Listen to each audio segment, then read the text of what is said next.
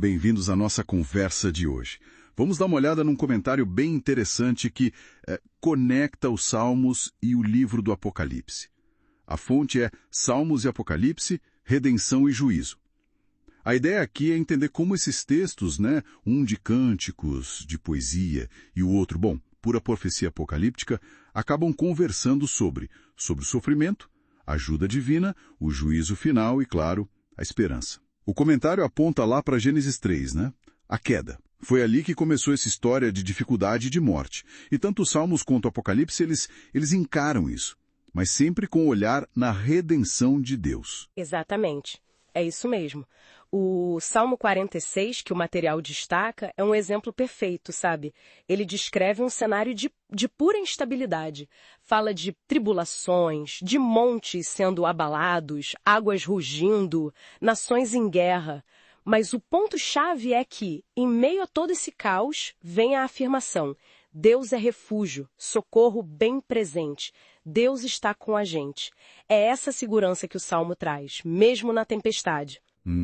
Interessante. Então não é só um lamento, é uma declaração de fé no meio do furacão, E o Apocalipse, como ele reflete isso? Aí que fica fascinante.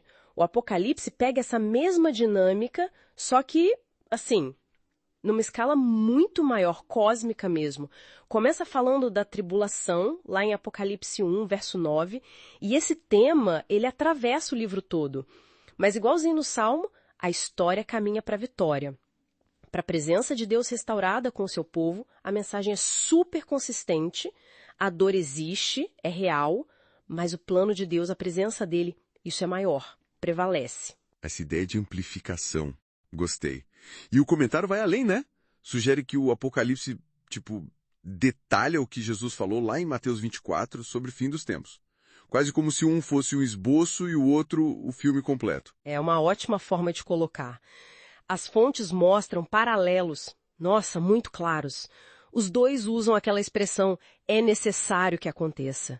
Os dois falam de engano, de falsos profetas, sabe? Mencionam sinais no céu, tipo o sol escurecendo, a lua, a pregação do evangelho no mundo todo. E, claro, os dois culminam na volta de Jesus, de forma visível. É impressionante a conexão. E esse cenário, ele se intensifica, então? Sim, sim. Mateus fala de ódio, do amor esfriando. O Apocalipse descreve assim: nações furiosas, corações endurecidos mesmo diante dos juízos divinos. É pesado, mas, nos dois textos, o final é o mesmo. A intervenção de Deus que traz o livramento definitivo para o seu povo. Entendi. E isso leva direto para a questão do juízo. O material fala algo que me chamou a atenção.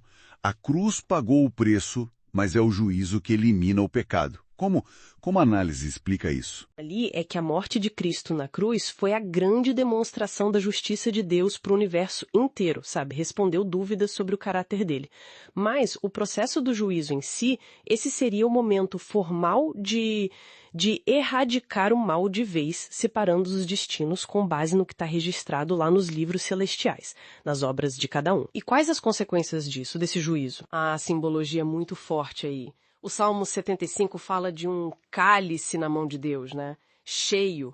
Apocalipse 14 usa uma imagem parecida, bem impactante, para aqueles que rejeitaram a Deus. Vão beber do vinho da cólera de Deus, sem mistura. É uma imagem de destruição total nessa interpretação. Já para os justos, o juízo significa outra coisa. É vindicação, é alegria, leva para a comunhão eterna com Deus, simbolizada pelo vinho novo com Jesus, como ele mesmo falou. Então o juízo, nesse sentido, restaura a justiça divina. Faz sentido. E antes desse fim todo, o Apocalipse ainda fala de um último chamado, uma mensagem final para o mundo. Isso. Apocalipse 14, versos 6 a 12, são as 3 mensagens angélicas. O comentário descreve isso como o último apelo de misericórdia de Deus para a humanidade. E quem proclama? O povo dele, no tempo do fim. E a análise até situa isso num tempo bem específico, durante a ação daquela besta que emerge da terra, de Apocalipse 13, começando perto do início do juízo, que a fonte, baseado em Daniel e Apocalipse, coloca ali por volta de 1844. Isso aconteceria antes do que eles chamam de fechamento da porta da graça, antes das pragas e, claro, antes da volta de Jesus. O objetivo? Cumprir o que o Salmo 67 pedia, que a salvação de Deus fosse conhecida no mundo todo. Certo.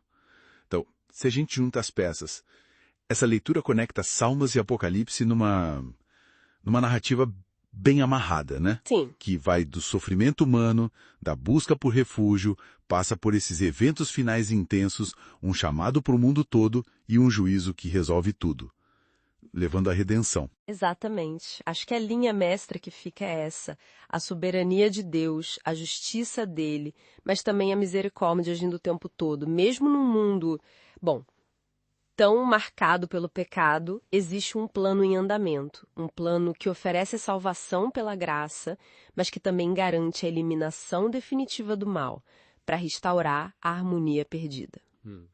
E para a gente pensar um pouco, né, o comentário fala muito desse juízo baseado em obras, em registros, sem entrar na teologia específica, mas só a ideia de que a nossa vida deixa um registro, um legado, como isso pode talvez impactar as nossas escolhas no dia a dia, nossas prioridades. Fica aí a reflexão.